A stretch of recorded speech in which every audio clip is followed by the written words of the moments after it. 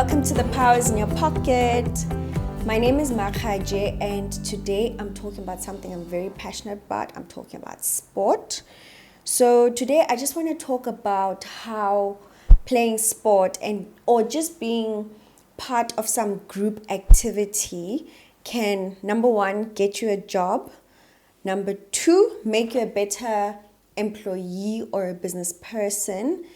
And number three, just a better human, I guess. Just being a great steward or a great citizen of planet Earth. So the things that I want to talk about today, I feel like no classroom will be able to teach you these skills, and you need them to be successful in the workplace. So I'm going to start with a whole list of benefits. It's a long list, so please bear with me. But I'll just start with the obvious ones, or rather, not obvious, but the ones that most of us know. So number one, so exercising or just physical activity is very good for your mind, So for me, like when I exercise, my mind operates on another level, right? I am more productive, I am more creative, and I'm a lot more organized, and I don't know, the stars align in my head. So very good for your mind. Number two, I sleep much better. There's scientific research I know out there that tells you that we sleep better when we exercise. And yes, I can vouch for that. I sleep better. And number three, so your body is your vessel, right? So you need to take good care of it. So you need to exercise, drink water, and do all those nice things that we get told all the time, because you need your body in order for you to be productive, right? And the most annoying thing is like having all these ideas in your head, and you tell yourself that you want to do certain things and your body just won't let you flourish, so take care of it, right? And then emotional balance, that's kind of an obvious one if you do exercise, right? But now I'm starting with the most important ones that you need for the workplace, okay? So playing sport teaches you how, commitment, because now you decide you're going to play sport and you commit to the sport, meaning that you're going to wear the uniform, you're going to pitch on time, you're going to exercise, you're going to learn the rules, you're going to learn all of these things, and basically you're just getting committed to this sport. And this is a trait that you take with you for the rest of your life, right? It teaches you hard work, right? So you have to, all these things that I just mentioned right now, hard work pays. And in sport, it teaches you how to work hard and push yourself harder and work under pressure and all sorts of things. Sport also gives you like a sense of purpose, because now you're part of something, and there's a role that you play within the sport, and now you start understanding why you are needed in that particular position, and what will happen if you are not there, right? So and this is something that we're all trying to find in life. I'm not only talking about in the workplace or in business. Everybody's really just trying to find their purpose in order to know, to give them direction. So that's one thing I love about sport. It gives you a sense of purpose. Sports teaches you time management. So in any sport, or rather most of them, there's a time limit in which you can play a game, and you have to achieve certain goals within that time. So it teaches you how to to achieve a goal within a set period of time. It also teaches you endurance. So there's so much that you endure, the pressure from your opposition, the hard work, the pushing, and like, for example, even with a sport like tennis doesn't have a time limit, but there's a certain goal that you have to reach. But sometimes, like, I mean, there are games that are played for hours and hours and hours. So that in the play, when two people are playing a game, their endurance is tested. I mean, I think the winner is usually the one who endures the most and can remain and stay focused within that time. So another thing is that it teaches you leadership, right? So you are led by a coach, and you're also led by your team captain. So you then learn how to be led, which is very important.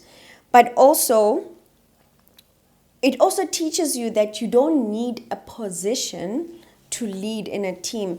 I remember a time when, so I grew up watching cricket at home.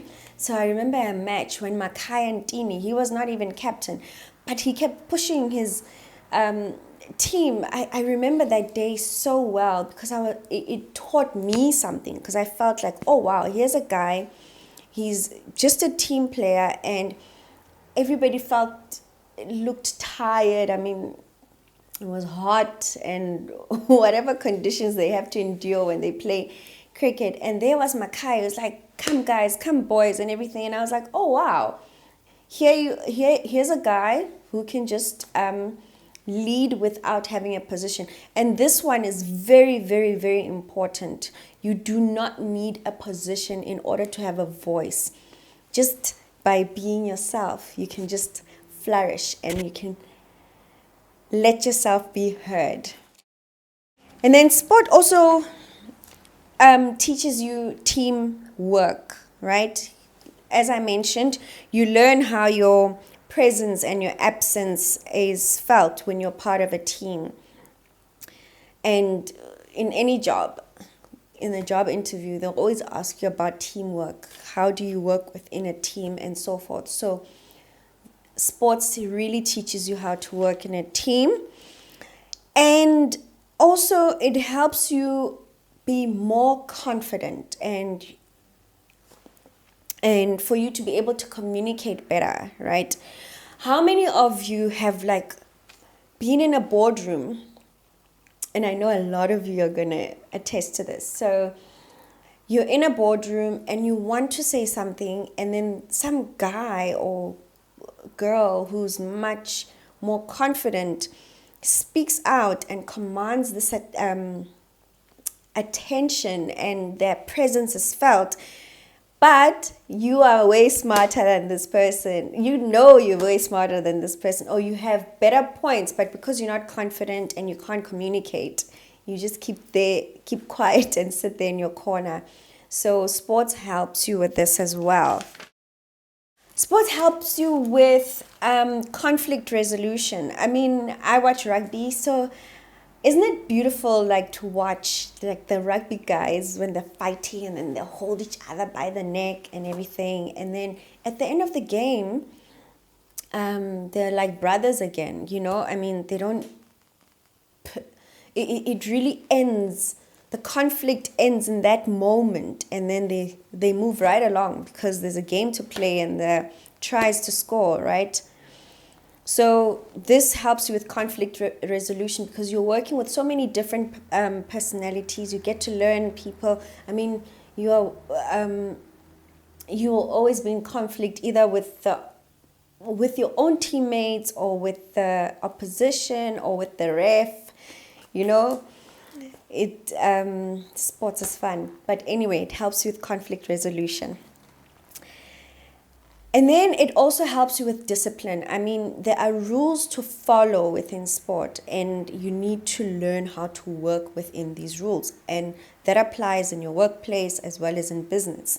So you need to learn the rules as well as abide by them, and for you to flourish within a set of rules.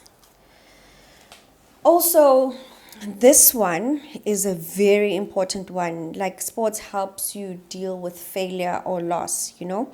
You won't always win, there will always be losses. But at some point, you will get to learn that the word fail is an acronym for first attempt in learning. So that one isn't obvious, but it's like one of the most important. You need to learn to deal with failure or any losses, because they are going to come. They're going to be there. Getting awards is one of the most refreshing, and it's one of the most refreshing things, you know.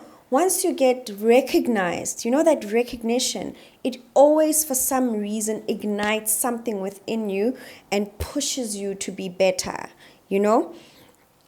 So that feeling of euphoria is very addictive. So for some reason, you just find yourself wanting to do better and better and better. And in life, in general, that's just how it works, you know. And then you don't only become better for your workplace or for your business. Just as I said earlier, you just generally become a better human, because you're just always winning. All I do is win, win, win. So another thing, it teaches you humility. So once you start winning all the time, and winning just becomes a thing, then for some reason you become humble. I remember I was a gymnast when I was in primary school. And I remember thinking that, you know, when I win my first medal, I'm just going to have this medal around my neck the whole time while I'm at this competition, so that everybody can see that I've won something, you know. And it was just the weirdest thing to compete. I don't know if you've noticed, like, every single time we gymnasts, before we even leave the podium, you know, you'd win, somebody would put your medal around your neck, and then it would have a picture moment, and then afterwards we immediately took it off before we got off the podium. It was just a thing. And for me, it was like a humility thing. I just felt like we were like, oh, okay, cool, I've won, I've succeeded, but, you know, it's okay now. I don't know if that makes sense, but you learn to be humble when you play sport. And then another thing is that you learn how to healthy competition. So that's very important.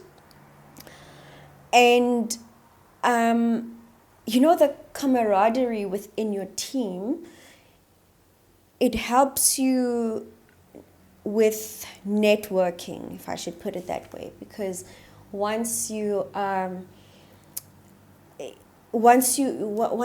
this great spirit and you can get along with people and you are part of this amazing thing, then it teaches you how to network. And you need networking for sales and so forth, and for business, and I don't have to get into that. And then it also teaches you how to trust people, how to let go, because you need to recognize that everybody within the team has a role, and that you need to be able to trust the next person for them to fulfill their role, instead of you trying to do everything, because you're not going to be able to do everything. Okay. Another thing is that within a sport, you learn to work with different personalities, and you also learn how to manage them. So, that I don't even need to elaborate on that. Another thing is interdependence. So you as I mentioned earlier, with trust, you can't do everything. So you need to learn how to use your strengths and other people's strengths in order to achieve a common goal. And you also learn to respect. So number one, you respect the sport, you respect your team players, your coach, and your opponents. I mean, I know Serena Williams and Maria Sharapova are not the best of friends. They might not like each other, but they respect the sport. They respect, they still play by the rules. They don't swear at each other on the court. They still cheer for each other, and they still show great sportsmanship. So that is one of the most important things that you need in order for you to be a likable person and for people to want to work with you. So Google your dream job, right? And then go to the skills section, right? So most jobs require that you take a personality test before you join their team. This usually happens after your interview, meaning that they've already checked your qualifications, they've already checked your work experience, they've already interviewed you. Now they want to see whether you fit in with the culture of the organization and whether or not you share the same skills. No, whether or not you share the same values. So these skills will make people like you and want to work with you. And when people want to work with you, then you generate income. That's how you make money. This is where the link is between sports and making money. If you develop yourself and you have those soft skills, it does not matter what certificate you have or whether you got straight A's. If you don't have the soft skills, people are not going to want to work with you, and you're not going to be able to make money. So all of this you can learn on the sports field or any group activity. It's not for the Olympics, né? It's just for you to develop yourself personally, just so that you can make money. When I have my if I were president moments, right? The first thing I would do is make sports compulsory at school. This would create a culture of excellence, and it would also have some economic benefits, right? So number one, I think this is my personal opinion, it would take a lot of children off the streets. We would have a culture whereby when we see kids in uniform in the streets during the afternoon, we'll just look at them and be thinking, why are you here? Why aren't you playing sport? So it would just be an abnormal thing for children to be gallivanting in the streets, right? I also think it would minimize drug abuse or drug use, rather. Potato. Teenage pregnancy, all these things that happen when children are bored, because I mentioned that they would find some sense of purpose with playing sport. So they'll be at school in the morning and playing sport in the afternoon and doing homework later in the evening. It would be a nice cycle, and it would be a nice routine for them to have. And yeah, I honestly do think that all of those bad things would be minimized. And the most importantly, so because I love economics, I'm always thinking about the economy. So I think it would create employment, or we could create a model whereby the sports creates jobs within the economy. And these are the jobs that I think we would be able to create. Number one, we'd have coaches. So there are a lot of unemployed graduates at the moment. Imagine if we hired them to do their community service like doctors do by being coaches at schools in order for them to gain work experience. Wouldn't that be nice, right?